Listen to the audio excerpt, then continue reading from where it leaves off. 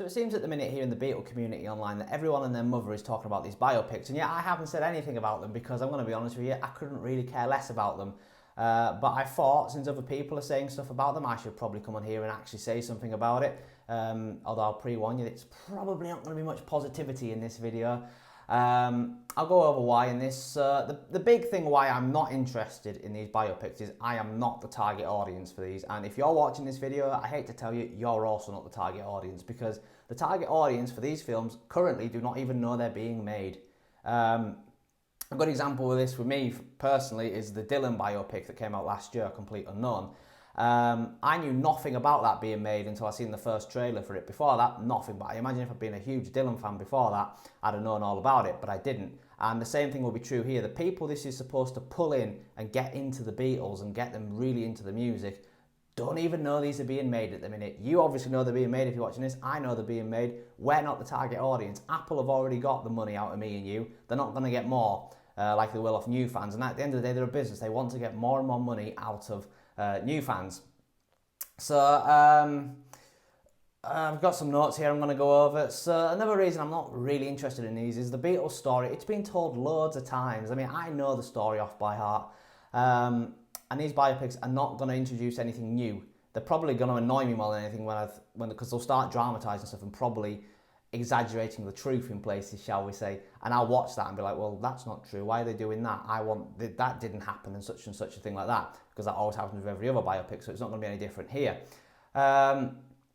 And, you know, like I said, there's been plenty of other biopics done about the Beatles over the years. The only advantage this one will have over all of those ones is it will be able to use the official soundtrack, the actual Beatle recordings, whereas all these other ones haven't ever been able to use them. I mean, look at the Midas Man biopic, the Brian Epstein one that came out a few years. Was it last year or the year before? Can't remember. It must have been 2024 actually now.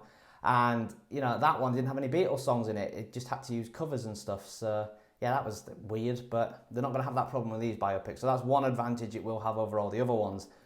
But a disadvantage it will have is this will probably be a whitewash. I mean, are they going to show John battering Cynthia? Are they going to show Ringo battering Maureen? I mean, I don't actually know. Here I go, saying I know the story. Did Ringo batter Maureen in the Beatle years, or was that after the split? I don't know.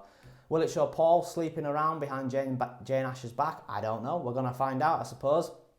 I'd be very surprised because I want to make them seem like they're brilliant.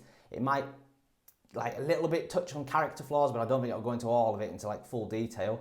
Otherwise, people will watch it and think, well, they were bastards, weren't they? We're not going to dive into them anymore. They're awful people. So, I mean, yeah, that's another thing. The actors as well. This is the big thing for a lot of people. No, they're not for me.